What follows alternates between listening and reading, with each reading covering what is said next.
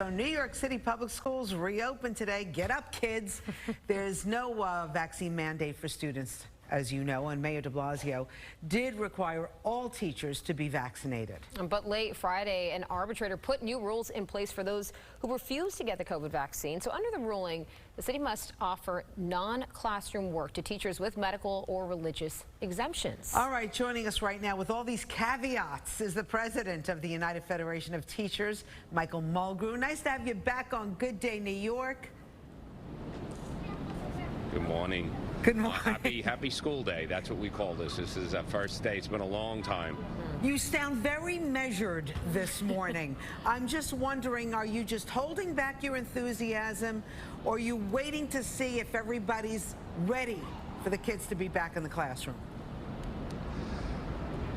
So, you know, thousands of teachers volunteered throughout the entire summer, getting all the new additional training because we know we have to undo so much of the harm, social, emotional crisis, what has happened academically. We know we need to do all of that. And at the same time, we had thousands of other teachers who have been trained on how to make sure they're setting up their buildings with all the safety precautions, all the distancing, checking ventilation. I mean, the effort of the teachers of this city to try to make sure that we're doing everything in our power to keep our children safe and also start the real challenge of taking care of what has happened to our children and undoing so much of that harm. So today's the beginning of that challenge, and you know, from what we've seen all summer, the teachers once again are stepping up.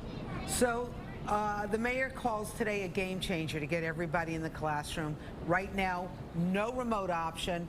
I know that you feel that there should be a remote option. Some parents agree with you, but Yes. we do know remote learning by some standards was a disaster.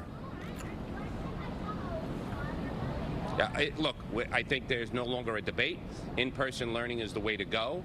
But we do have, you know, right now it's a small number of students, but we have medically fragile students who cannot come into school buildings.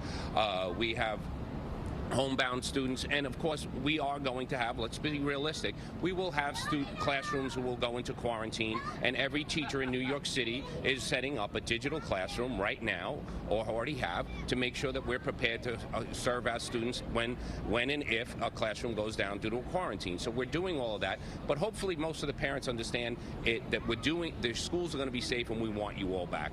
But we'll see where it goes, because really it's about the parents and the students who are going to dictate which way we go on remote. Now, Mr. Mulgrew, you've had to deal with this vaccine mandate with the teachers.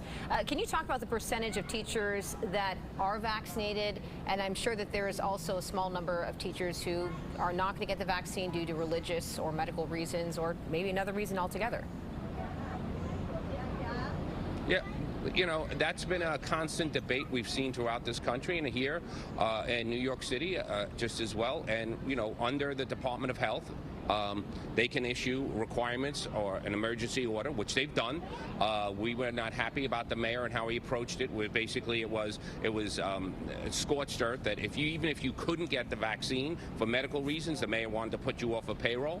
That's why we immediately went into arbitration, and we've won that order. And we're going to continue to help and educate everybody as best we can. Today, in all of the high schools, there will be access for people to have vaccinations, and any of our members who want to be vaccinated who still are not there, we'll be here to help them get through that process. And of course, in the end, we always have the legal processes about trying to protect people. But this is about a workforce that really is highly vaccinated to begin with. We went really hard last year to educate our folks, and we are the highest percentage of vaccinated workforce in the city by far. It's good to hear. What about the vaccine when it becomes FDA approved for kids under 12? Do you foresee a mandate there? You know, I've already said there's already legislation in Albany, because that's going to require the state to do that. The city cannot do, the city, when it comes to children, even if the mayor issued that order, it still would need Albany approval. So that really, there is already a bill in Albany requiring the vaccine.